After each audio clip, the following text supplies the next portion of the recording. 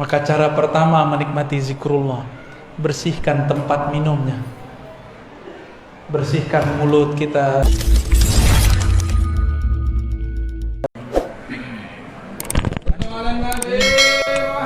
Cek, cek, cek.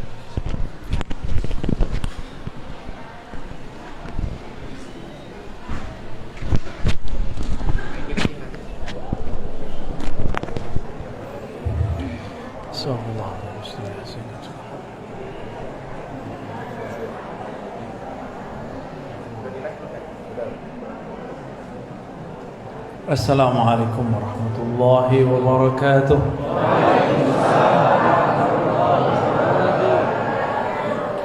Alhamdulillahirabbil alamin. Hamdal hamidin. Hamdal mustaghfirin, hamdal dzakirin. Hamdan yuafi ni'amahu wa yukafi'u mazidah. Ntar Bu ya. Sabar. Kelihatan Bu, kalau saya berdiri nanti kayak panglima perang.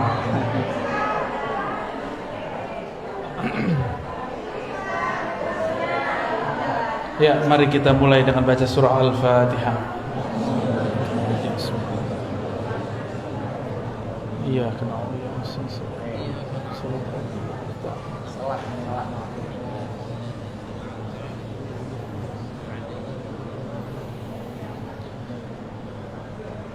Di dalam hadis Nabi SAW disebutkan bahwa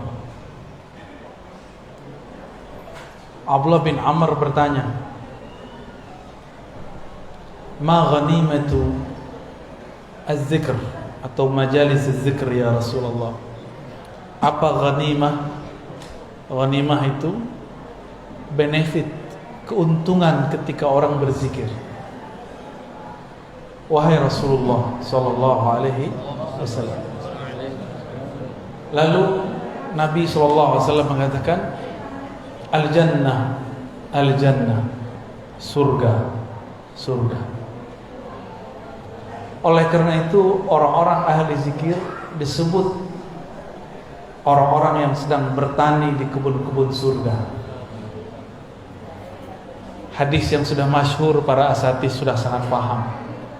Nabi mengatakan, "Idza marartum bi riyadil jannah farta'u." Hadis Imam Tirmizi, hadis yang sahih. Jika kalian melewati kebun-kebun surga, bukan satu, kebun-kebun, riyad jamak dari raudhah, kebun-kebun surga, farta'u, maka petiklah. Farta'u juga berarti maka cicipilah. Farta'u juga berarti maka jagalah. Jadi kalau kita mampir di suatu majelis zikir, cicipi, jangan cuma nonton. Ikut baca apa yang dibaca, ikut katakan apa yang dilafazkan. Maka kita sedang mencicipi buah-buah surga. Seandainya Allah bukakan mukasyafah, maka orang-orang itu akan memandang ahli zikir dan siapapun bersamanya sedang menanam pohon-pohon surga, sedang mencicipi buah-buah surga. Dalam hadis yang sahih disebutkan, subhanallah bihamdi, subhanallahil azim, itu adalah gharsun atau syajarun min syajaratil jannah, adalah pepohonan surga. Maka tadi pagi siapa yang berzikir subhanallah bihamdi, subhanallahil azim, dia sudah menanam. Jika satu kali dia baca, dia menanam 10 pohon. Jika dia membaca 100, dia membaca 100, seakan-akan dia menanam 1000 pohon. Kalau kita punya kebun sawit 1000 pohon, itu berapa hektar itu? Jika itu pagi sore kali 30 hari, kali 60. Kalau kita mau kali-kali sampai capek-capek sendiri, ya. Maka orang-orang ahli zikir ini qalbuhu athari ghani, qalbunya kaya. Kalau orang kaya mau apa aja bisa nggak? Maka ahli zikir itu mau apa aja dia tinggal terbersit di qalbunya, Allah kirim. Maka hati-hati yang antum yang banyak zikir, jangan mikir aneh-aneh ya, nanti ibu-ibu marah. Allah itu pecemburu. Innallaha ghayur. Allah itu pecemburu. Kalimat cemburu menunjukkan cinta. Maka bab zikir ini babul mahabbah, bab cinta, mencintai. Seseorang akan menikmati zikir jika dia cinta kepada yang dizikirkan. Bapak Ibu karena cinta datang jauh-jauh hari, datang dari jauh-jauh tempat untuk bertemu orang yang dicinta. Kenapa terasa kemudian ringan? Karena kita cinta. Nanti di surga perjalanan jauh, ada satu pohon baru bisa ditembus dengan 100 tahun perjalanan. Ya. Tapi hanya bisa ditembus oleh ahli zikir sesaat. Oleh ahli surga biasa 100 tahun dia berjalan, dia tidak bisa melewati satu pohon itu. Itulah pohon yang disebut Tuba. Tuba liman ra'ani wa amana bi. Tuba dapat keagungan, kelembutan, keharuman, naungan pohon-pohon surgawi. Bayang-bayang pohon ini sudah terasa sampai ke dunia. Siapa yang menghidupkan majelis zikir, maka di rumahnya, di jalannya, di masjidnya, di halaqahnya, di suraunya, itu akan ada bayang-bayang pohon Tuba. Ya.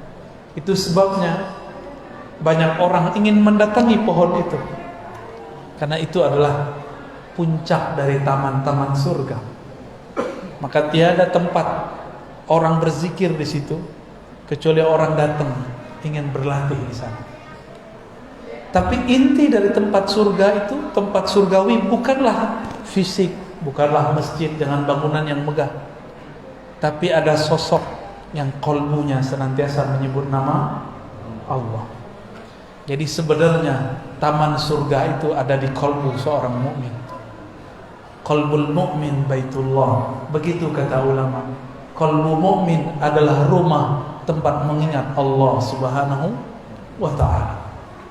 Gimana? Qalbunya sudah jadi rumah Allah belum? Rumah fulus ya? Kalau masih jadi rumah fulus, lelah. Hatta ustadz dia lelah. Maka jadikan rumah Allah itu yang pertama qalbu. Fisik ini tergantung qalbu. Dulu saya belajar zikir di surau, masih surau kayu. Kayunya pun bukan kayu mahal. Kayu bekas-bekas, nggak kepake di luar, kita tambal untuk surau kita. Tapi di situ banyak orang yang bisa berzikir. Dan tempat itu dirindui. Kenapa tempat itu dirindui? Karena tempat itu punya kenangan kami diajari oleh ahli zikir. Ternyata ada kabar gembira. Setiap kali kita mencari majelis-majelis zikir, ternyata itu adalah sifat-sifat malaikat yang ada dalam diri. Dalam hadis Imam Bukhari, Muslim, Abu Dawud, Tirmizi dengan riwayat yang beragam, kita ambil satu redaksi.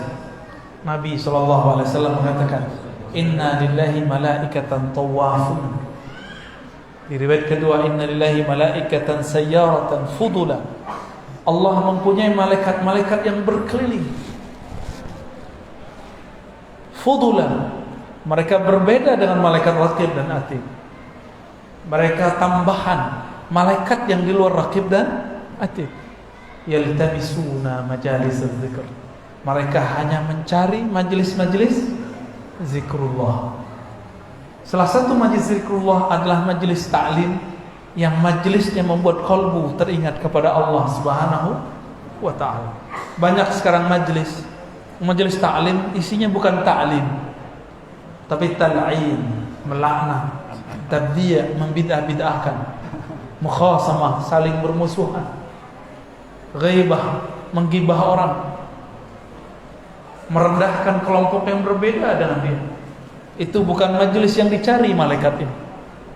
Malaikat ini hanya mencari majelis-majelis yang kalam murabbinya, gurunya, syekhnya, tuan gurunya mengingatkan kita kepada Allah Subhanahu wa ta'ala. Satu malaikat dicipta, Allah kasih kepadanya satu zikir, atau dua zikir, atau tiga zikir, atau banyak zikir. Yang paling banyak adalah Sayyidina Jibril. Sebenarnya di samping Sayyidina Jibril dulu ada namanya Azazil, dia juga banyak zikir. Cuma sayang, dia berzikir dengan nafsu, ingin jadi wali, ingin jadi orang sakti, ingin jadi orang terbaik dengan zikirnya. Maka kemudian dia dipecat dari kalangan malaikat. Jadi malaikat ada yang dipecat. Itu Azazil. Ada yang Harut Marut. Itu baru beberapa kisah malaikat. Masih banyak malaikat-malaikat yang lain. Tapi si Azazil diangkat untuk bisa memimpin surga, itu juga karena zikir.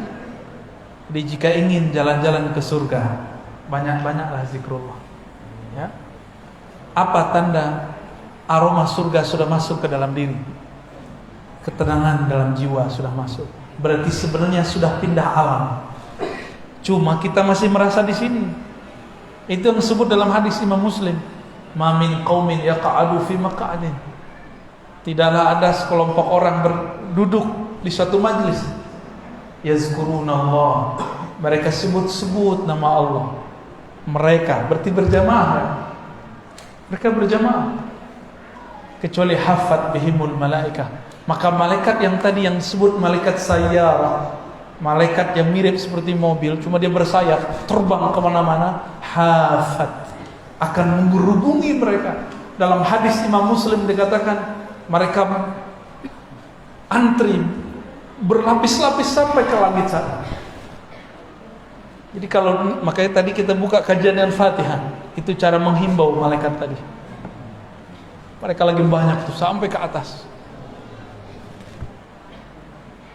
Teman tuh nggak lihat kan? Kalau lihat pada kabur paling, pingsan paling. Ya.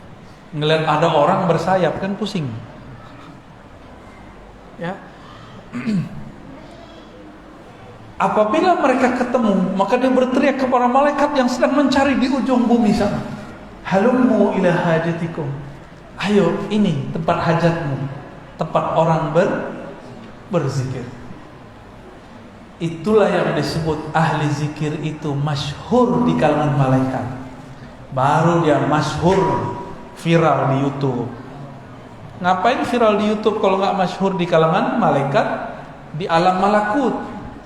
Jadi channel malakut dulu terkenal, baru channel YouTube. Ya, YouTube nggak masuk ke alam, itu alam maya itu. Tapi kalau malakut, di sana ada zikir berlapis-lapis. Sampai ke langit pertama, kedua, ketiga, keempat, itu malaikat zikir semua. Jadi Nabi ketika dinaikkan ke atas, beliau mendengar ada malaikat berzikir, Subhanallah bihamdihi, Subhanallahil azim. Diturunkan jadi zikir pagi sore, jadi zikir yasinan. Jadi kita zikir begitu sedang meniru para malaikat. Maka ini kabar gembira bagi teman-teman, sahabat, bapak ibu yang datang ke majelis zikir. Berarti nur malaikat dalam diri kita sudah hidup dan sudah aktif. Bedanya kita tidak bersayap, mereka bersayap. Kita masih butuh makan, mereka enggak butuh makan. Ini hari aktif, jam kerja. Kita meninggalkan kerjaan untuk mencari makan karena ingin memberi makan kepada qalbu dan ruh. Maka Allah bertanya kepada malaikat ketika dia naik. Padahal Allah lebih tahu apa yang terjadi sebenarnya. Wahai malaikatku, sedang apa hamba-hambaku engkau tinggalkan? Apa jawaban mereka? Yukabbiruna, mereka sedang memuji engkau. Yumajjiduna, sedang membesar-besarkan engkau. Yuhalliluna, sedang mentahlilkan engkau. Itulah dalil tahlilan. yuhallilun, mereka bertahlil. Dan tidak disebutkan di hadis itu tahlil mau acara apa bebas. Yang penting tahlil. Mau tahlil lagi kematian, mau kehidupan, mau kelahiran, mau syukuran, terserah. Mau ba'da sholat, di luar sholat, tidak ada pembatasan. Allah tidak membatasi. Kenapa ada orang yang membatasi? Ya. Maka selamat jadi ahli tahlilan. Ya. Bukan hanya bawa berkat itu cuma untuk perut. Nama kita disebut-sebut di sana. Apa kata malaikat? Si fulan, walaupun dia ngantuk-ngantuk, dia zikir ya Rabb. Si fulan, dia tinggalkan kerjaan ya Allah untuk menghadiri majlis ya Allah. Si fulan, istrinya ngambek ya Allah karena suaminya suka majlis ya Allah. Si fulan, itu diadukan semua ke Allah. Disitulah Allah ridho kepada hambanya. Ya, selamat antum berpolemik di rumah. Kalau sudah jadi ahli zikir, sudah suka majelis zikir, harus lebih sayang kepada pasangan. Gak boleh galak kalau pulang. Kalau pasangan kita bilang, keluar mulu, jangan diketusin lagi. Dia sudah kesepian. Ya, ekspresikan sayang kita kepada hamba-hamba Allah. Pertama kali kepadanya. Ahli zikir harus lebih sayang kepada pasangannya daripada orang yang tidak suka berzikir. Karena Allah mengatakan irhamu fil ard yarhamukum man fis sama. Sayangi yang di bumi, sayangi maka engkau akan disayang yang di langit. Ya, jangan galak-galak sama istri ya. Ini ibu-ibu jangan galak-galak sama suami. Kalau perempuan suaminya minta, "Dek, kamu di rumah," maka yang afdal di rumah. Ya, tapi kalau suami, "Mas, Bang," kalau di sini panggil Bang ya. "Bang, di rumah aja, Bang." Sabar, Dek, kan kita udah pasti akan nikah. Udah gak kemana-mana, Bang. Abang mau cari Nur biar tambah sayang sama Adek. Gombal. Itu gombalnya Dr. Thohir itu. Lalu bagaimana cara menikmatinya? Kalau ada gelas, ada air, tapi di gelas itu ada kotoran, bisa nggak saya menikmati air? Maka cara pertama menikmati zikrullah, bersihkan tempat minumnya, bersihkan mulut kita, anggota tubuh. Berani nggak kalau lagi junub masuk masjid? Imam Ibnu Athaillah As-Sakandari, penulis hikam, menyebut orang yang lalai zikrullah disebut junub ruhani. Dan itu harus ditobatkan. Astaghfirullah.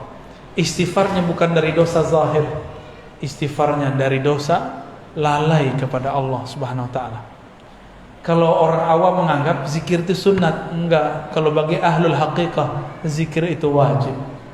Karena dalilnya wala takun minal ghafilin. Surat Al-A'raf ayat 205 ya. Janganlah engkau menjadi orang yang lalai. Berarti lalai itu haram. Lalai itu haram. Maka ulama kita buat teknik zikir. Ada zikir 1000, 100, 1000, 5000, 70000. Sampai zikir tidak ada hitungan lagi.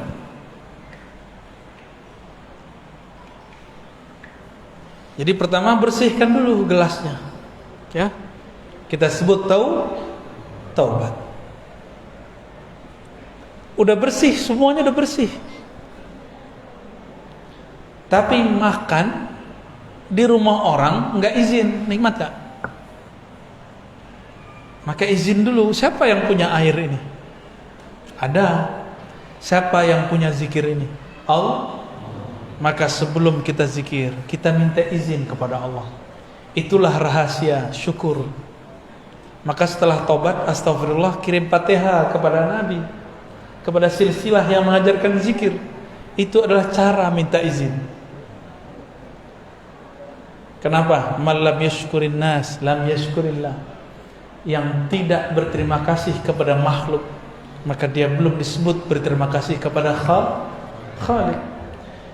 Dan sebaik-baik terima kasih adalah alhamdulillah.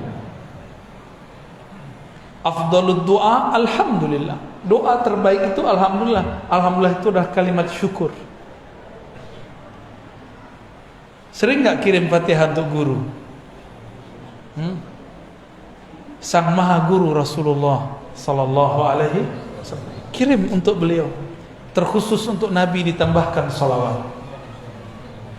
Hadirkan, hubungkan kolbu kita dengan kolbu Rasulullah Sallallahu Alaihi Wasallam. Akal kita dengan akal Rasulullah, lisan kita dengan lisan Rasulullah, jasad kita dengan jasad Rasulullah. Hubungkan semua ini disebut rabitah, ikatan Rabitatul Muhammadiyah. Ini yang disebut kul in kuntum tuhibbunallah fattabi'uni. Jika engkau cinta kepada Allah, ikut aku. Maka tubuh kita amalnya ikut amal Nabi, akal kita ikut cara fikir Nabi, qalbu kita ikut zikirnya Nabi sallallahu alaihi. Karena kita tidak semasa dengan Rasulullah, maka Nabi mengatakan tuba liman ra'ani wa amana bi, summa tuba liman ra'a man ra'a sampai 7 kali, 7 marrat. Beruntung yang melihat aku, percaya kepadaku. Beruntung yang melihat orang yang melihat aku, yang melihat. Jika diteruskan ini sudah generasi ke 20 sekian atau 30 sekian. Beruntung orang yang memandang gurunya, gurunya memandang gurunya, gurunya memandang gurunya, gurunya memandang Rasulullah sallallahu alaihi wasallam. Syukur-syukur gurunya bermimpi ketemu Rasulullah. Syukur-syukur gurunya diizinkan memandang Rasulullah dalam keadaan yaqظah, dalam keadaan jaga. Maka antum pandang dia. Sungguh tuba, beruntunglah orang itu. Itulah rabitah hakiki. Ditanya Rasulullah sallallahu alaihi wasallam, "Man auliyaullah?" Siapakah kekasih Allah? Beliau menjawab, "Man idza ru'u dzukirullah." Orang yang jika engkau pandang membuat engkau mengingat Allah. Itulah dalil rabitah terkuat. Hadis Ibnu Majah, hadis Ahmad, hadis Abu Nuaim, Tabarani, Hakim, dan hadisnya sahih. Kita pandang dia, kita ingat-ingat dia, membuat kita ingat kepada Allah Subhanahu wa ta'ala. Jika punya guru begitu, pastikan guru itu seorang wali Allah. Ya, seorang wali Allah. Jadi wali Allah itu bukan orang yang pakai pakaian seperti saya ini. Pakai begini bisa siapa saja. Tapi kalau kita kenang dia, kalam-kalamnya, sikapnya, ahwal-ahwalnya, akan membuat kita pindah melihat alam, menjadi melihat yang menciptakan alam. Apa maksud hadis ini? Kalau berzikir mau nikmat harus punya guru. Ya. Harus punya guru. Ada yang pernah kursus bahasa Inggris setahun lewat YouTube nggak bisa. Ya. Tapi kalau dia belajar kepada guru bahasa Inggris, cukup 40 hari dia langsung bisa ngomong. Minimal ngomong I love you. Ya, thank you. Pasti ada yang bisa dia serap kalau dia berguru. Maka berzikir itu jangan hanya lewat YouTube. Carilah guru di tempat kita yang ahli zikrullah. Ya. Sudah berapa tuh? Pertama taubat, kedua izin dengan cara bersyukur, terima, kita berterima kasih, kirim. Yang ketiga tadi sholawat. Yang keempat itu meluruskan niat. Niat itu tergantung kenal kepada yang dizikirkan. Jika kenal kepada Allah dengan sebenar-benar ma'rifat, kita akan zikir karena dia layak dizikirkan. Tapi kebanyakan orang awam kenal Allah itu tempat ngadu, boleh. Allah ini tempat menunaikan semua hajat, boleh. Tapi itu awam. Orang awam itu kalau dia zikir cuma karena ada hajat. nggak ada hajat dia nggak zikir. Padahal kita setiap saat berhajat kepada Allah Subhanahu wa ta'ala. Kalau lagi hidup susah, dompet lagi tipis, itu kenceng baca sholawatnya, ya, kenceng tahajudnya, bahkan sholat duhanya kenceng. Padahal tidak ada hadis mengenai sholat duha melancarkan rezeki. Yang ada cuma orang yang sholat 4 rakaat di awal pagi, di awal hari, Allah cukupkan hidupnya sampai sore hari. Ulama kita beda pendapat, nih sholat apa ini? Sholat syuruk apa sholat duha? Ya, benar Ustaz ya? Man shalla arba'an, ya, yang sholat 4 rakaat di awal hari, ya, kafahullah, Allah cukupkan hajatnya sampai sore hari. Hajat kita kepada Allah hajat apa? Hajat zahir atau hajat batin? Lebih banyak hajat yang mana? Jangan-jangan zahir. Maka datang ke Ustaz Thohir. Ustaz Thohir, doain ya bisa beli mobil. Jadi ke Ustaz itu minta doa beli mobil. Benar ya? Datang ke Kiai, Pak Kiai doain anak saya sakit. Semuanya fisik. Pak Kiai doain saya lagi banyak utang, semoga bisa bayar hutang. Jadi Kiai ini karena dia simbol-simbol Allah di muka bumi, maka jadi tempat mengadu orang-orang untuk usulan fulus. Kadang-kadang minta jodoh. Ustaz Thohir diminta, Ustaz nikahi aneh Ustaz. Loh, salah Ustaz, tolong doakan saya semoga dapat jodoh. Kenapa minta ke Ustaz? Karena Ustaz ini dipercaya dekat kepada Allah. Padahal Ustaznya nggak ngerasa dekat juga. Ustaznya ada Ustaz lagi di belakang dia. Sekarang coba kalau datang ke guru nggak nanya begitu. Nanyanya gimana? Ustaz, tolong bimbing saya supaya sholat khusyuk.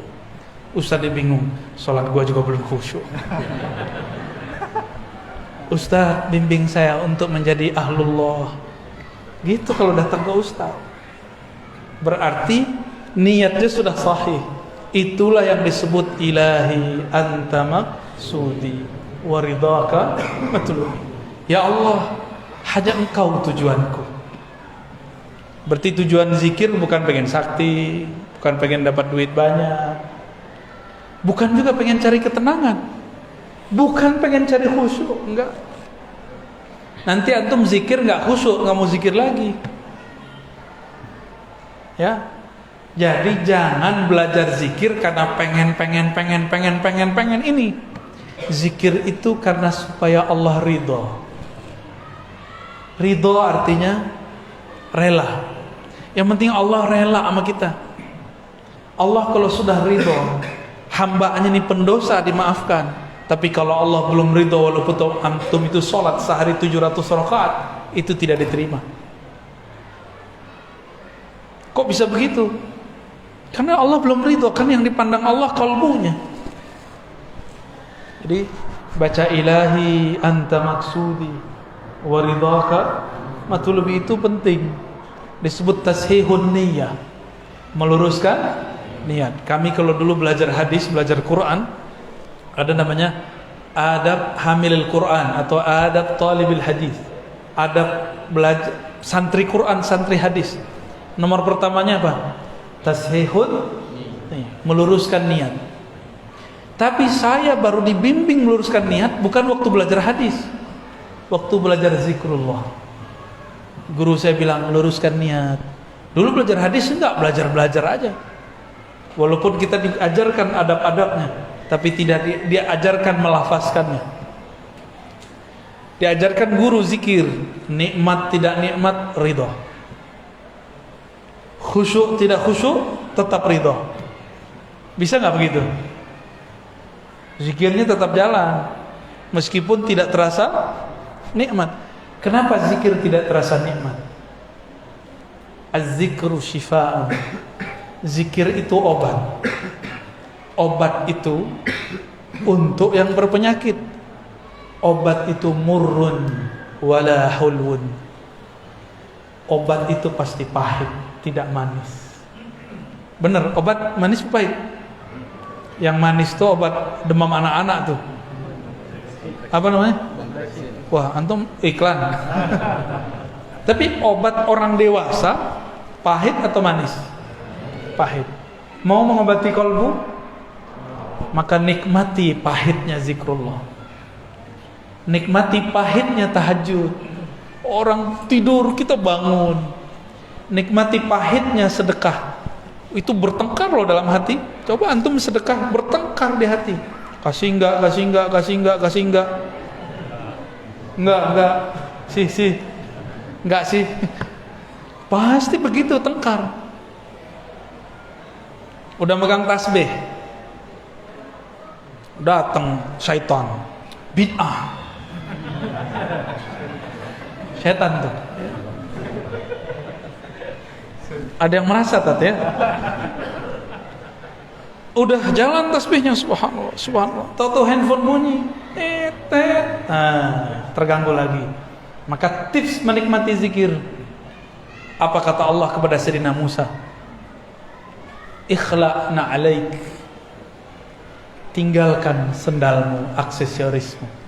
Jadi kalau mau zikir, matikan handphone, ya, matikan handphone. Kita punya smartphone yang canggih. Nih, kalau lagi zikir, dia di off-kan dulu sebentar, ya, di off-kan ini. Gimana cara meng-off-kan ini? Pakai syahadat, asyhadu alla ilaha illallah. Ajak, wahai akal pikiranku, bersaksilah tak ada yang berhak disembah kecuali Allah, Nabi Muhammad Rasulullah sallallahu alaihi wasallam. Syahadatkan akal kita, syahadatkan kolbu kita, baru zikir. Nah, ini paling kunci. Setelah tadi meluruskan niat, kembali ke depan. Syahadatkan diri kita sebelum mau zikir, mau sholat, mau sedekah, mau apa aja, syahadatkan dulu. Siapa tahu ketika kita selesai sholat, terus kita keluar, terus kita mau sholat lagi, pernah terjebak kepada kekufuran, kufur yang tidak terlihat. Maka kita syahadatkan dulu pikiran ini, qalbu ini, tubuh ini, baru kita masuk lagi ke alam zikrullah. Ya, jadi sudah berapa? 5 ya. Bisa diulang. 1, tobat. 2, syukur. Pertama, syukur kepada makhluk, kirim Kenapa Al-Fatihah? Karena Al-Fatihah itu ada alhamdulillah di dalamnya. Alhamdulillah adalah afdhalud doa, afdhalus syukur. Syukur tertinggi, doa terhebat.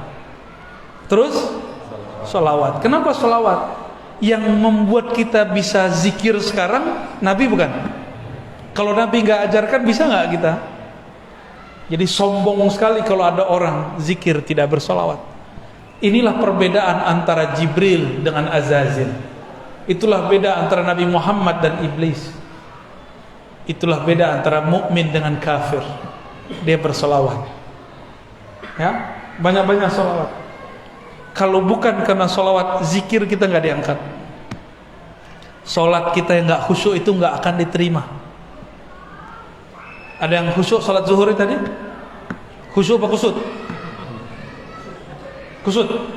Jujur aja lah. Itu salat antum masih diangkat karena ada selawat di belakangnya. Jangan debat lagi pakai sedina nggak pakai sedina. Gagal fokus namanya. Ya, selawat aja. Ini mau selawat, debat dulu dalam badan. Pakai sedina nggak ya? Orang lagi sholat masih debat. Kita udah ada di hadapan musuh nih. Mau pakai jurus apa nih? Gak ada. Kalau sudah mau pergi perang, sholat itu berperang dengan syaitan, dengan diri sendiri. Jangan pakai teori macam-macam, langsung. Inilah yang dikatakan oleh Imam Abu Ali Ad-Daqqaq, zikrullah silahul muridin. Zikir kepada Allah adalah senjata para murid. Udah punya senjata belum? Udah pernah dikasih sama guru dulu, dikasih ijazah, ditalkin, diasah nggak? Udah diasah, udah dilatihkan belum? Pertama dihunjam dulu ke jantung kita, ya. Diarahkan juga ke bagian-bagian yang lain. Itu latihan sebenarnya. Latihan mengelola jurus-jurus zikrullah, langkah-langkah zikrullah di dalam diri. Supaya denyut jantung dia juga berdenyut. Nafas naik dia juga dihirup. Nafas keluar dia juga ikut keluar. Baru benar nanti ketemu Dajjal aman. Ini ketemu mau latihan sama Dajjal, latihan panahan nih nggak cukup. Itu panahnya patah duluan sebelum nyampe. Sekarang kalau mau latihan panahan, latihan aja. Jangan niat mau perang sama Dajjal, nggak cukup. Mau perang sama Dajjal, latihannya latihan ma'rifatullah, latihan mengenal Allah Subhanahu wa taala. Maka main panahnya juga harus dengan zikrullah. Coba nih yang suka main panahan, kena hampir ke tengah, ada perasaan girang, pasti itu karena manahnya nggak nyebut nama Allah. Ada thariqat memanah, ya, main manah-manah aja antum ya. Berkuda juga ada. Itu benar, nanti di akhir zaman perang itu perang fisik, semuanya fisik. Tapi bukan di fisik itu intinya. Intinya ada di dalam non fisik, rohani kita kepada Allah Subhanahu wa taala. Terakhir Nabi sallallahu alaihi wasallam pernah mengatakan kepada Muaz, wahai Muaz, tiadalah mamin amalin anja, tidaklah ada amalan yang lebih mudah untuk membebaskan seseorang min azabil qabr, daripada azab kubur. Yang lebih hebat amalan itu daripada zikrullah. Hadis riwayat Imam Tirmizi dan Ahmad. Azab kubur itu azabnya agak beda. Dia semi-semi azab neraka. Jadi lebih kepada azab nafsiyah. Ada juga jasadiahnya. Ada yang pernah ini enggak? Ustaz Thahir pernah ditahan di imigrasi enggak? Untuk keluar negeri? Belum ya? Mau coba enggak? Karena baru sekali Bu ya. Oh gitu. Kawan saya waktu masuk ke Israel ditahan. Itu ustadz, wajahnya langsung berubah. Untung nggak buang air kecil berdiri. Itu ustadz aja hilang saktinya lagi diperiksa. Sama, ini mau ustadz, mau kiai, mau tuan guru, mau mursyid, masuk ke alam kubur gemeteran juga ketemu munkar dan nakir. Maka Nabi mengatakan, kalau orang ini kenal Allah, pertanyaan munkar nakir apa? Man rabbuka, siapa Rabbmu? Enggak ditanya, ente mursyid. Enggak ditanya, ente khalifah thariqat. Enggak ditanya, thariqat ente 10 ya. Enggak ditanya. Enggak laku di sana. Ente hafiz 31 juz ya. Juz ke-31-nya juz Al-Pokat. Ada juz duren kalau di sini ya. Enggak ditanya. Yang ditanya siapa? Man rabbuka. Tuhan kamu siapa? Rabb itu artinya Tuhan. Kamu bertuan kepada siapa hidupmu? Kamu menghambakan dirimu kepada siapa? Kamu hafal Quran untuk siapa? Kamu zikir untuk siapa? Kamu ngaji untuk siapa? Kamu kerja untuk siapa? Ini coba nih, berangkat pagi jam 6, pulang jam 6. Berarti udah 12 jam kita untuk selain Allah. Maka kerjanya harus diniatkan sebagai ngabdi kepada Allah.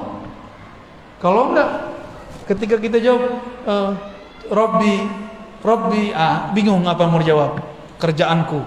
Jangan-jangan tuan kita handphone. Antum ini kan gak bisa lepas dari handphone. Bener? Jujur aja lah ya. Lebih bid'ah smartphone yang dari Cina tuh atau tasbih? Dari Cina juga.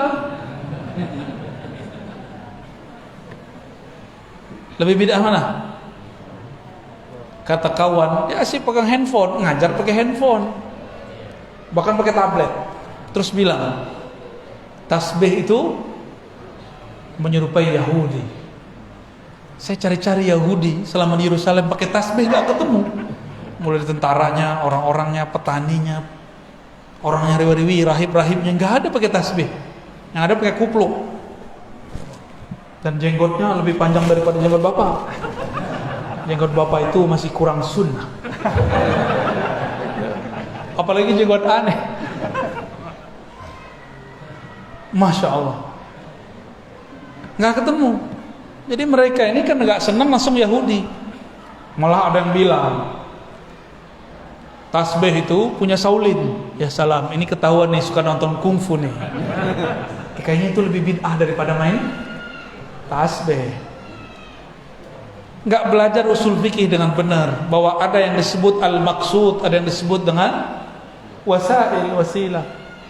Tujuan orang megang tasbih, tujuan orang megang handphone apa? Lebih mulia mana? Tasbih. Rasulullah nggak pernah pakai tasbih. Oh, kita bisa papas ini kalimat. Rasulullah baca Quran pakai mushaf nggak? Mushaf alat tasbih sama. Orang Yahudi baca kitab mereka pakai mushaf, lembaran nggak? Pakai. Lu mirip dong. Disebut ahlul kitab kan mereka? Ahlul kitab. Antumnya ahlul kitab semua nih berarti. Jadi mikir-mikir kalau mau bilang serupa. Ternyata ijazah sanad tasbih bersumber dari Sayyidina Al-Hasan Al-Basri, murid Sayyidina Ali, lahir di masa Sayyidina Umar. Al-Hasan lahir di Hijaz, di Madinah, tapi besarnya di Basrah. Berguru kepada Sayyidina Ali. Nah, syaitan nggak mau diam, maka dia bisikkan ulama-ulama yang di dalam hatinya tidak ada takut kepada Allah. Kamu cari alasan bahwa Hasan Al-Basri tidak pernah berguru kepada Ali. Maka ada pembahasan mereka, inqita'ul Hasan Al-Basri wa Ali, keterputusan Hasan Basri dan Ali. Tapi dibantah oleh ahli hadis Imam Ibnu Hajar Al-Asqalani bahwa Al-Hasan Al-Basri benar-benar berguru lama kepada Sayyidina Ali karramallahu wajhah. Jadi pakai tasbih dari siapa? Al-Hasan dan kami meriwayatkannya dari guru kami, dari gurunya terus sampai kepada Sayyidina Al-Hasan Basri, bersambung kepada zaman Imam Tabi'in yang digelar dengan Sayyiduz Zahidin, sayyidnya orang-orang zuhud. Itulah gelar Imam Hasan Al-Basri. Ya. Itu tasbih itu ada sanadnya kita. Serban aja kita ada sanadnya, cuma saya belum pakai. Ya, bentar lagi lah ya. Jadi sekarang kita skip dulu ijazahnya. Disimpan dulu. Megang jenggot aja ada ijazahnya. Jadi yang punya jenggot nih, panjangin dikit, Pak. Ya. Nanti kalau kita ke Medan lagi kita ada ijazah jenggot, megang jenggot. Ada ijazahnya. Maka beliau tuh yang paling sunnah di situ tuh ya. Mana jenggot antum? Kita berjenggot bukan pengen disebut salaf. Kita berjenggot karena Nabi kita berjenggot. Tapi kalau antum nggak mau berjenggot nggak apa-apa. Cukup katakan beberapa guruku tidak berjenggot. Boleh ngomong begitu, ya. Bukan berarti melanggar sunnah Nabi Sallallahu Alaihi Wasallam. Inilah lebih kurang pengantar tentang bagaimana cara menikmati zikrullah. Jangan fokus kepada yang zahirnya, mulailah masuk kepada yang batinnya. Nah, semua itu nanti disebut dengan kaifiat zikir. Coba tanya semua mursyid, semua guru. Yang saya jelaskan itu nanti ada pada mereka. Cuma beberapa mursyid kadang tidak bisa menjelaskan. Ini itu kaifiat, mana dalilnya. Ya. Mereka cuma tahu dalil merasakan zauq. Cobain, rasain, itu dalilnya. Ya, itu dalil mereka. Sebenarnya dalil itu lebih kuat. Sayangnya orang awam kadang-kadang tidak faham, ya. Barangkali itu dari kami. Silakan kalau ada yang mau dikonfirmasi, ditanya, ya. Tafadhal. Baik, kepada Bapak Ibu yang ingin bertanya, masih ada waktu buat guru kita sampai insyaallah kemudian akan langsung ke depan. Satu, tekan aja, tekan.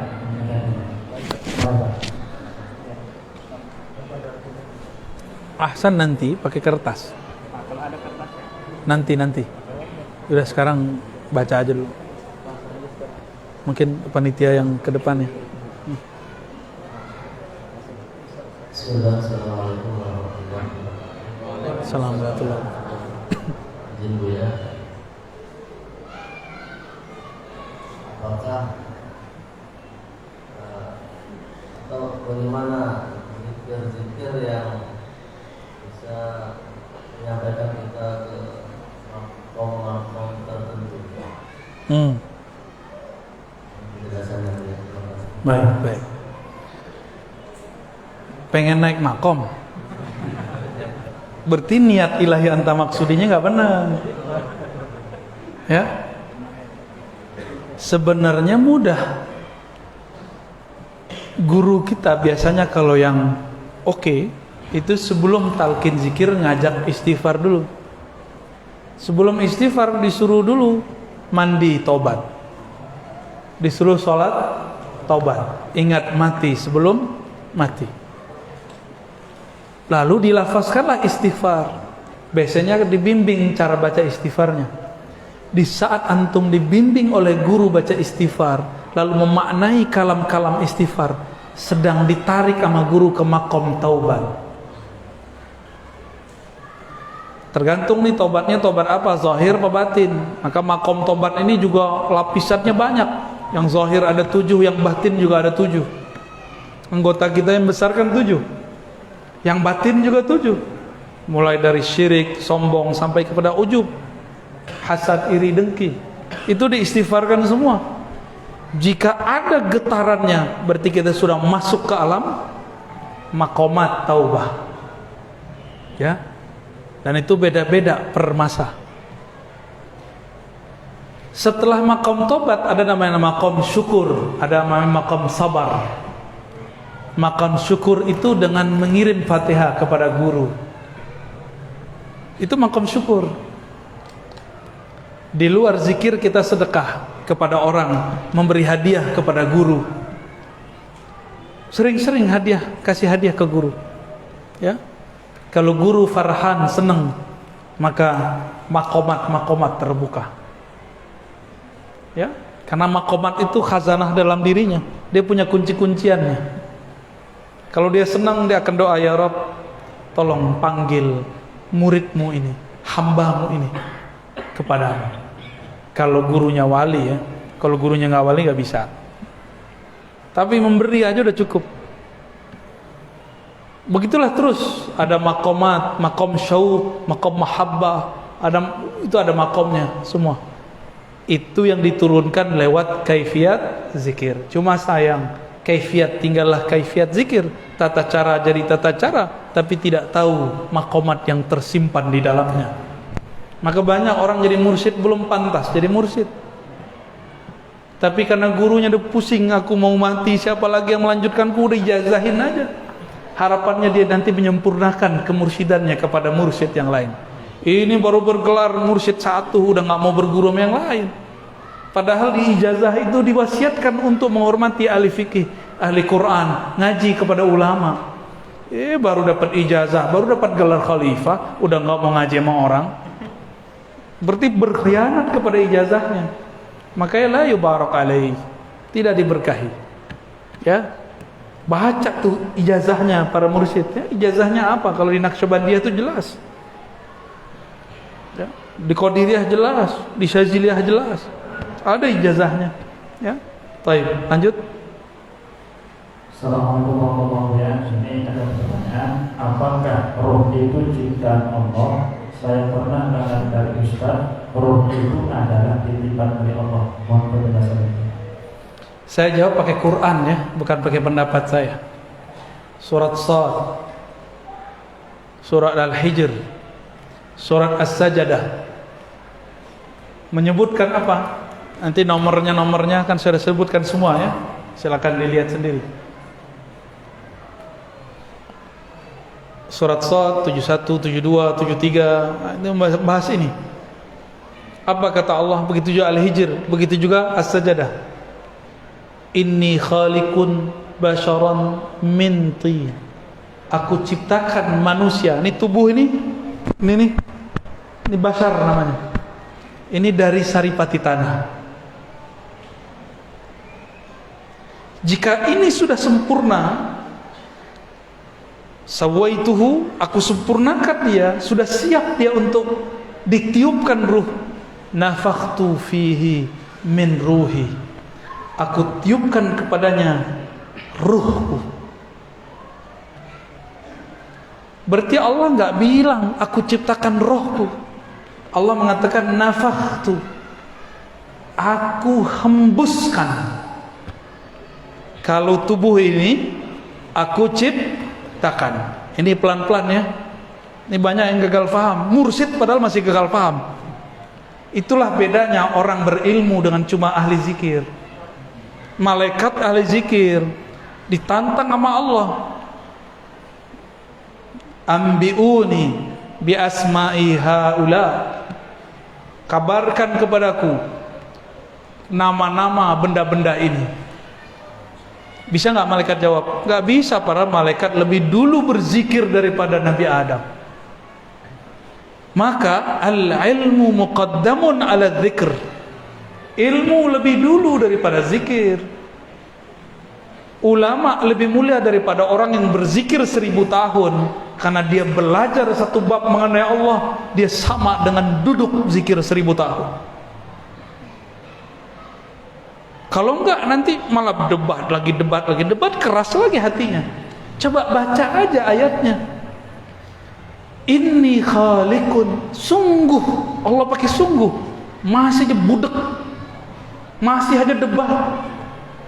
Banyak orang debat di luar sana. Aku ciptakan manusia min, jelas minnya, min tin, tanah. Tapi giliran roh, nafakhtu, aku tiupkan. Jadi sebenarnya gak usah nanya. Maka yang bertanya roh itu dicipta atau tidak, sebenarnya itu pertanyaan tidak sunnah. Itu pertanyaan bid'ah. Ya, itu pertanyaan bid'ah. Karena teksnya tidak menyebutkan itu. Ya, maka saya menyarankan para pencinta Allah yang meniupkan roh, cukuplah bertanya, mengatakan, apakah roh dicipta? Antum jadi orang alim ngomong begitu, malah jadi miring ntar salah paham, dikira di dalam diri kita ada Allah, kan gawat. Aku hembuskan. Kalau saya menghembuskan sesuatu ke dalam plastik, saya pindah gak ke dalam plastik? Allah menghembuskan rohnya. Min ini bisa dari, bisa sebagian. Dua-duanya ada sir di situ. Bukan ini litab'id, bukan ini dibelah dua terus pindah, bukan. Itu gagal paham, nggak ngerti bahasa Arab namanya. Ngaji bahasa Arab lagi. Ya.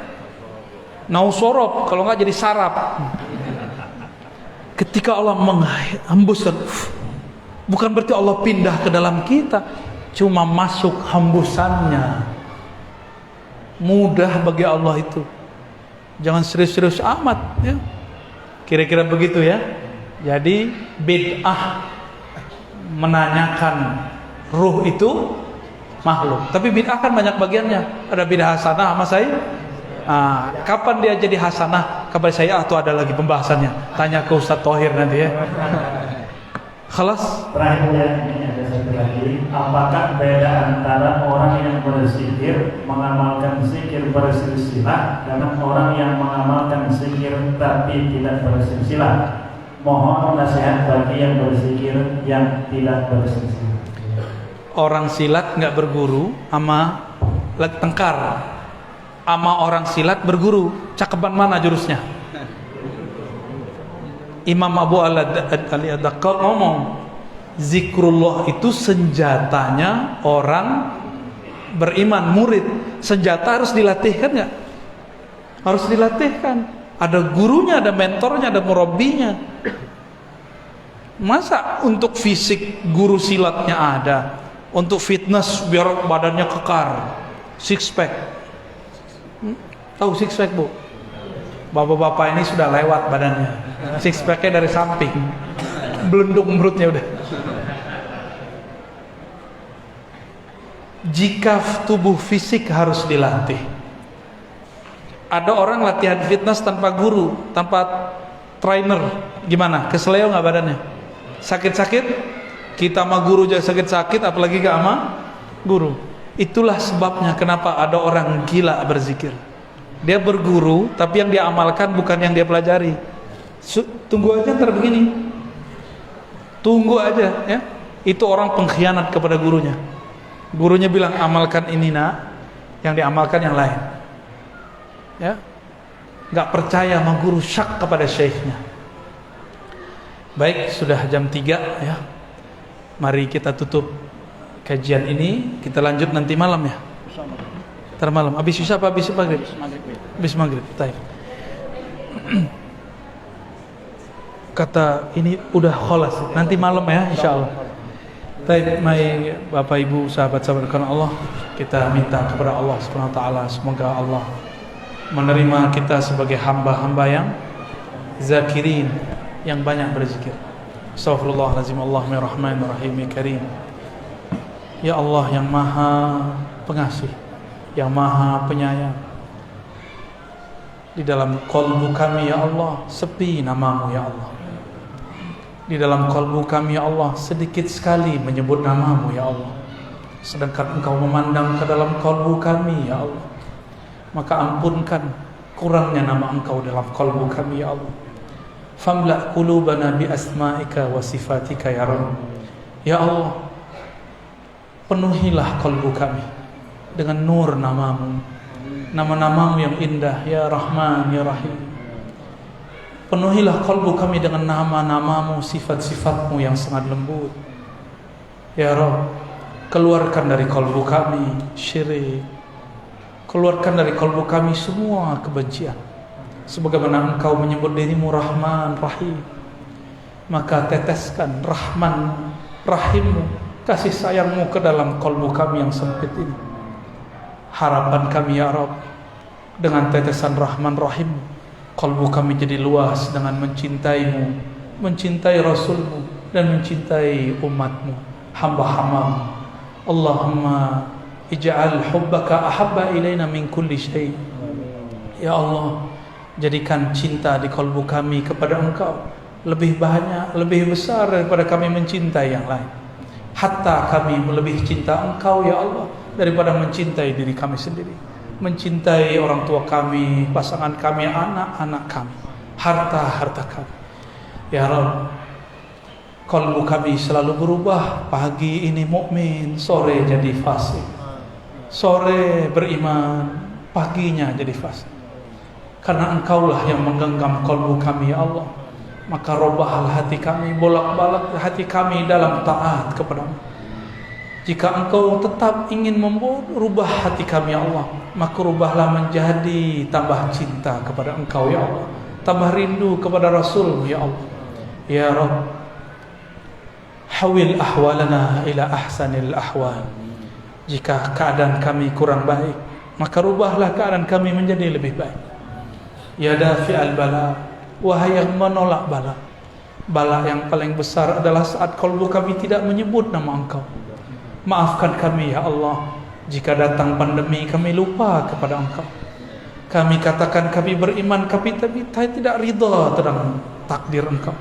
Maka jadikan kami radina bi qada'ika ya Rabb. Jadikan kami ridha kepada takdirmu ya Allah.